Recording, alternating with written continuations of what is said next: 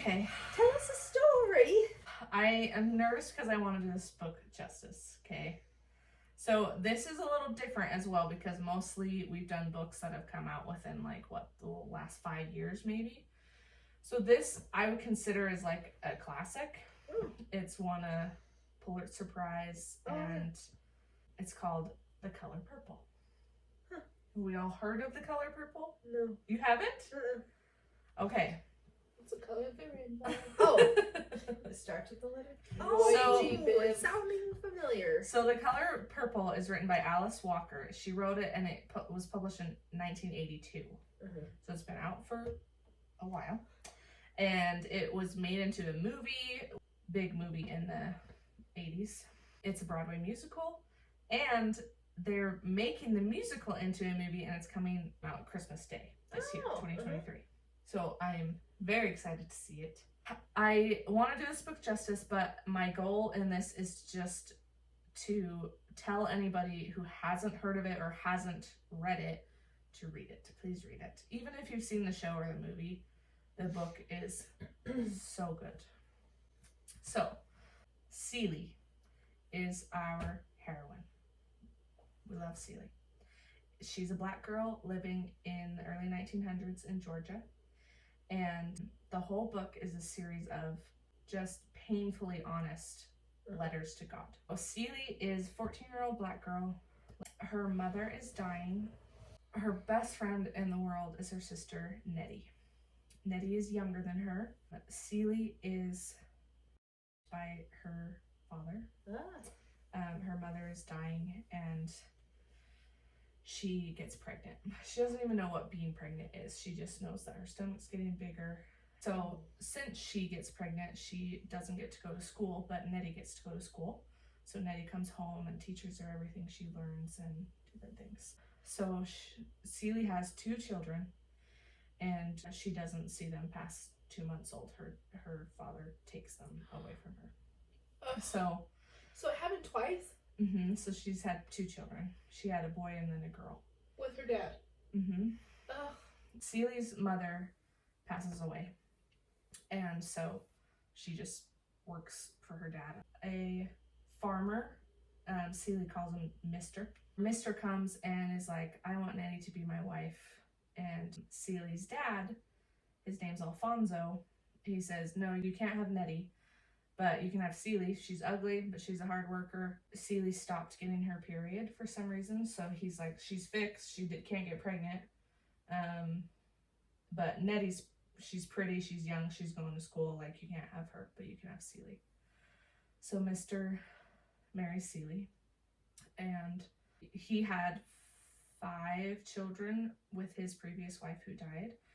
So she's trying to take care of his house and his children. He ignores his children and she's trying to raise them, but they run wild. One day in town, Celie runs into a lovely Black woman and her beautiful daughter. And Celie says, I think that's my daughter. I think she looks just like me. I used to call my daughter Olivia. I think that's Olivia. So she just kind of talks to this lovely woman with her daughter and the woman's so nice and loving and she's like, yeah, my husband's the reverend. So she's like, at least my daughter's with that woman. Nettie ends up running away from their father's house, from Alfonso's house, and comes to be with Celie. And she's still pretty and still a lovely Nettie. So Mr. is like, Nettie, you're looking beautiful today. And when Mr. comes and is advancing on Nettie, Celie says, you need to get out of here. It's not safe. I want you to go seek help with that lady I met in town. Like, I think they'll take care of you. You'll see my daughter. Like, I think you should go be with them. So Mr. is really offended that Nettie doesn't want to get with him. Shocker. So he says, get out of here. And Nettie goes away and she tells Celie, I'll write you every day. Only death will keep me from it. And she doesn't get any letters from Nettie. So she assumes that Nettie died because there's no way she wouldn't write. Okay. So life goes on. The children get older. Harpo is Mr.'s oldest son, and he falls in love with a girl named Sophia and gets her pregnant. So Harpo and Sophia get married, and Sophia is such a badass. She is just strong and just doesn't take any crap. Whereas Seely is just, she says, I know how to survive. I don't know how to fight. So she kind of is like a little jealous of Sophia. That Mr. is like, you don't beat your wife. Like, why don't you beat your wife? You got to tell her and like keep her in line.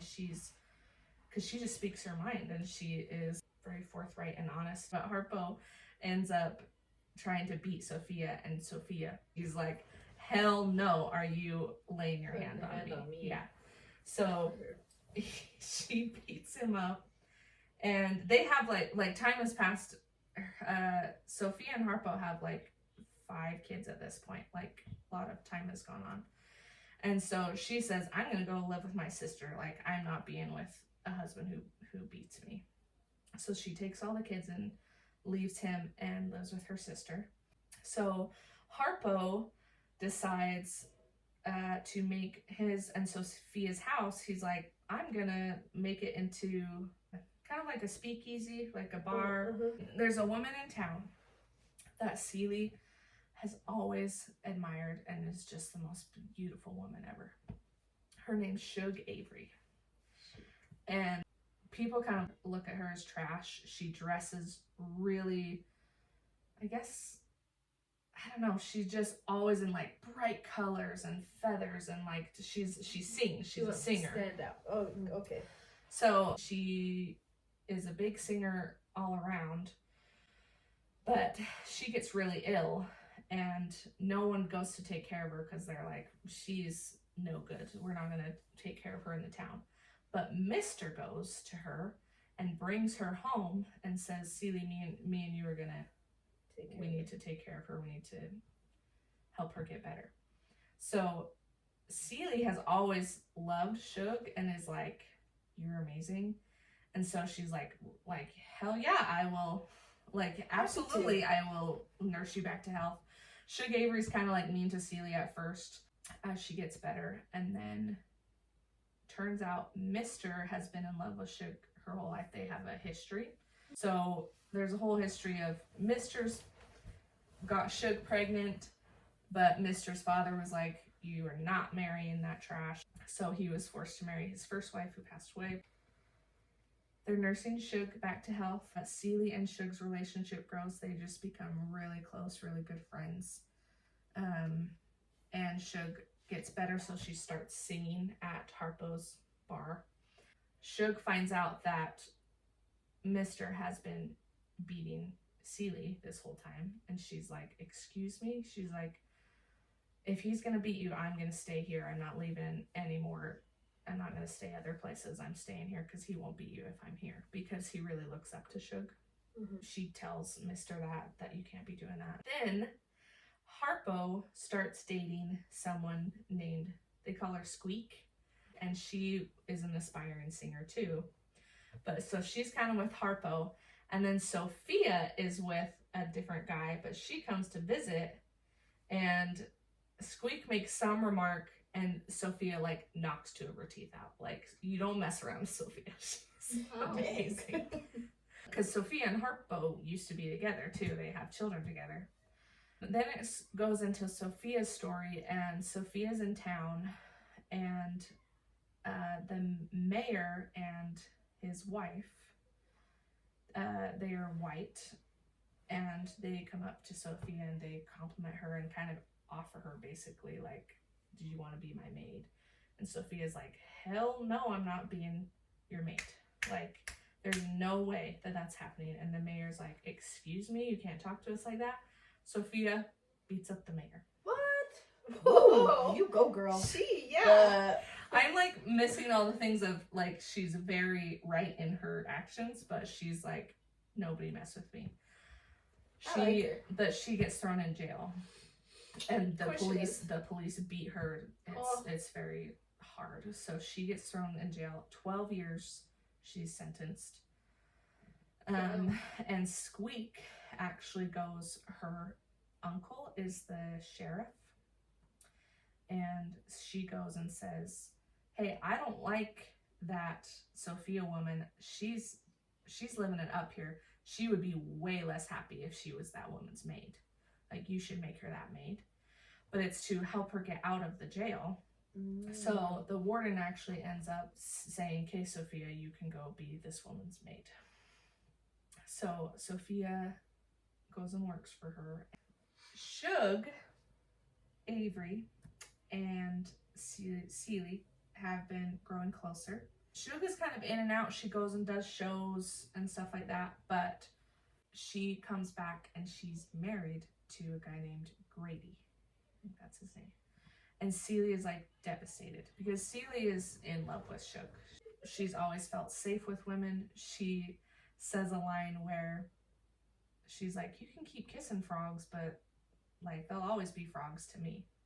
So her and Shug are close. Grady is so-so. Mr. doesn't like Grady either because Mr. also loves Shug. So Seeley's like, why did you marry him? Like, I'm kind of hurt. And they talk about how Seeley's like never experienced any pleasure with Mr. or anything, right? For obvious reasons. And Shug kind of teaches her like, no, it's supposed to feel good and everything like that. So even though Shug is married to Grady, they sleep together, Shug and Seeley. So they're very close. Seeley loves her. Shug mentions that Mr. gets letters with weird stamps on them sometimes. And Seeley's like, oh, I've never seen one of those. So they end up finding all these letters, and who are they from? Nettie. I had a feeling. So he was so butthurt by Nettie rejecting him that he said, you're never going to hear from her ever again. So he has Maddie's kept been every thinking, single... like, Seeley hates me. Seeley's dead. Well, so Seeley and Shug find in Mr.'s chest of drawers, like his chest. They open it up and all of her letters are there. So they kind of arrange them in order, and Seeley just starts reading them. And Nettie's kind of wrote her like every single day for several years, and then kind of like Christmas and Easter. Then it goes to Dear Seeley, and it's all Nettie's letters. So Nettie went to the nice woman from the town, we remember, and her name was Corinne, and she's married to Samuel. Samuel is a really amazing, kind man. They have a son and a daughter, Olivia and Adam. And Nettie's like, you both look just like me, let alone my sister. And so Nettie knows, basically, but she doesn't tell Corinne and Samuel. So Corinne and Samuel end up being missionaries, and they go to New York, England, and then they end up going to Africa, and Nettie goes with them because they ended up having an extra ticket. So Nettie's in Africa with the Olinka tribe, and that whole series of writing, I can never do it justice. It's beautiful how she describes the tribe and what they do there, and it's just beautiful how she writes all about their time in Africa, and they're there for years and years. And so Corinne starts acting a little weird towards Nettie. She kind of like pushes her away more and more. And it's because she's like, did you sleep with Samuel before, and are these your children? Because they're looking more and more like you. Like, I don't trust you anymore. Like, what's happening? Nettie finds out that she asked Samuel, well, where did you even get these children? Because you guys couldn't have children. And Samuel says, I knew a guy before I joined the church, and he came to me one day, and he had a little boy first and then a little girl. I took the children in because he said, hey, I know you're a good guy, take these kids. So he took Adam and Olivia and raised them up, beautiful home, and he never really told Corinne where they kind of came from. While she's talking to Samuel, he says, Alfonso married a woman who already had 2 girls. And this woman was wealthy because her husband before Alfonso owned a store in town, did so well serving the colored people that the whites who were serving those colored people said, there's no way that you are getting away with this. So he was killed by the other white store owners because he was doing so well. And that traumatized his wife, who already had 2 girls. And Alfonso kind of swooped in and kind of played on that of, this lady has all this money, I'm going to go be her husband. And they have a couple more kids. And the 2 daughters were Celie and Nettie. So we find out that Alfonso is not actually her dad. So Nettie finds that out and is like, Celie, he wasn't really our dad. Like all that horrible things we think our father did. Like, our father was an amazing man and took care of his family and his wife and us. And mom, like their mama was so distraught and depressed that she didn't really talk about her original husband all that much. So they kind of grew up thinking Alfonso was their dad.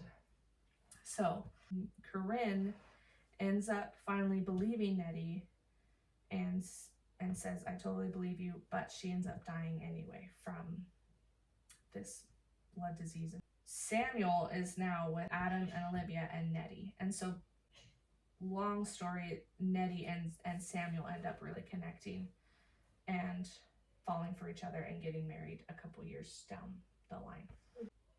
Nettie tells Adam and Olivia the story. She says, I'm your aunt.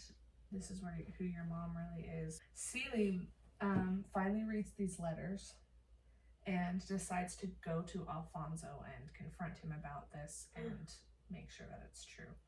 So she goes with Shug to her childhood home, and it's like way different. There's more trees. The house is painted all lovely, and Alfonso's out there sitting on the porch. And Celie basically asks him, is this all true? And he says, yeah, absolutely. He's like, I actually started up your dad's old store, and this is how I'm making all this money now. And so the house and the land is all lovely. He's married to a really young girl. And so Celie is kind of like finding out all this information of how Nettie's really alive and her dad's not her real dad. And she's like, I don't know why I've been writing to God this whole time. God doesn't care about me. Like, I am so just kind of done with living. And Shug's like, well, who is God to you? Who do you write to? And she's like, who I taught in the Bible. He's a white dude with blue eyes and blah, blah, blah.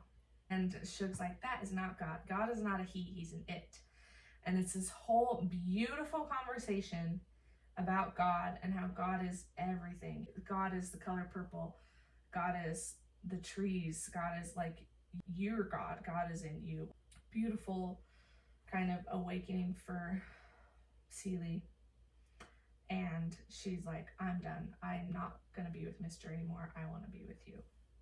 So at the same time, Sophia is getting done with her sentence or being a maid to the mayor and his wife.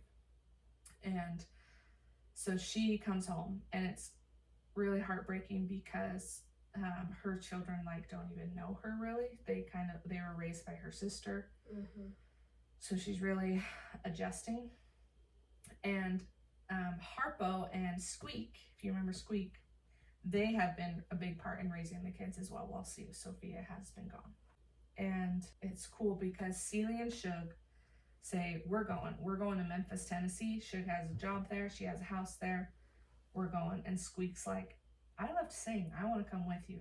And Harpo's like, why are you leaving? Like, we're good. And she's like, no, I want to sing. But Harpo and Shug have at least one daughter, if not 2. And Celie kind of assumes that Sophia wants to go because her children don't know her. It's like a fresh new start.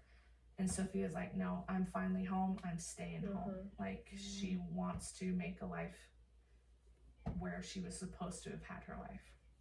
And it's kind of sweet because Squeak has kind of been taking a role in taking care of Sophia's kids. And now Sophia says, I will watch your babies, and you go be a singer and you go with them. Wow. And so it's kind of like a really, I don't know, it's like, I'll take care of your baby, you take care of mine type thing. Mr. is like, why the hell are you leaving? Like, there's no way I'm letting you leave me. You're my wife. And Celie, like, breaks. And she kind of, like, puts a curse on him. Like, she kind of, like, comes out of her body and is like, whatever you've done to me will come tenfold on you. Whatever good you do will come tenfold on you. Like, we're done. You're evil. Finally, like, uses her voice against him. Mm-hmm. And, like, he slaps her and she, like, stabs him in the hand with her fork. Like, she's like, no way. She's like, I'm so done with this. So Shug and Celie and Grady, Shug's husband, and Squeak all go up to Memphis. Celie's like really happy. She's at peace. She loves Shug. Shug and Grady are like married, but like not. They go off to Memphis. She has always loved sewing. And so Celie starts making pants because Mr. always had her in a skirt and it was always like, no, men wear the pants. So she starts making pants that Shug can wear on stage and different things. Ooh. She learns through Nettie's letters like how hot it is in Africa. So she like makes and designs pants for Nettie. She just starts designing all of these different things, and Shug's like, you gotta make money off of this. Like, so many people would buy these. And so she starts to make a business. Women will sew for her while Celie is like making the designs and everything. So she's starting to really make her own money in her own way in the world and stuff. So then Shug is liking this guy in her band. And she's like, Celie, I love you, but I have to go be free when I want to be free. And I kind of want to see where it goes with this guy. Like, can we kind of be on a break for 6 months? And I'm going to go off and travel with him. And Celie's like, you are literally breaking my heart. Like, fine, go, whatever. But I can't stay here in your house. Like, so. Maybe I'm just ignorant, Mm. but I didn't realize, like, open marriages were a thing. Either just didn't realize that was a part of the narrative back then, or it was a lot more hush-hush, or... I don't know. I think I got the impression that it was a lot about survival and finding happiness where you could find happiness because Life was so hard. yeah, the circumstances are what they are. So yeah. So Shug leaves and Celie's just heartbroken. And she gets news that Alfonso has died. And that he had the land, but it's actually Celie and Nettie's land. And the store and everything is in their names. So now Celie owns that house. And so she goes home and she goes back to that house. So she's living in her childhood home, but it's all nice now and everything like that. So she still has her pants business, but she gets a letter from the army that says Nettie and the family were on their way back, but the boat sunk and they are drowned. So Oh, dang it. I know. So Celie says, I don't care if you're dead. You were dead for so long and you really weren't. She's like, I'm gonna keep writing to you. And she never saw her again, huh? So Yeah, she hasn't seen never her saw again. her. She also comes in contact with Mr. again because they're still They're- legally married. And in the same neighborhood now. Mhm. And he has changed a lot. They actually bond over being in love with Shug and Shug choosing someone else or not having her. He just really like is just more kind and has just changed a whole lot. So they kind of bond, and he even gets to the point where he's like, will you marry me again? Like, for real? Like, we can be husband and wife in every sense of the word. And she's like, you're still a frog to me. She's like, I still don't like you like that, but I'm good if we're friends. So that's kind of healed. And she is kind of like, I am brokenhearted in every sense of the word, but I'm here. And there is a song in the musical called I'm Here. It's the most famous one. I adore that song. I will play it for you after I'm done with this. Okay, how about you just sing it right now? We'll just prepare I- for Yeah, something. I could. I freaking love it. So she is still getting Nettie's letters or receiving some or still reading them. Adam and Olivia are now grown. They're adults. And so Adam ends up marrying Tashi, who is a girl from the tribe. And that whole relationship is really beautiful. So Samuel, Nettie, Adam, Tashi, and Olivia it's kind of her final letter. They're on their way home. She says, all is well in Nettie's eyes. They're on their way home. So Seely gets a letter or a call or whatever. Shug is coming back. And is like, I love you, Seely. I want to do life with you. I'm sorry. And so Seely's like overjoyed, but she's also reached a point where she's like, I'm good either way. I don't need you to love me, but I'll be happy if you love me. Shug is coming back. Her and Mr. are good. Her and Shug are good.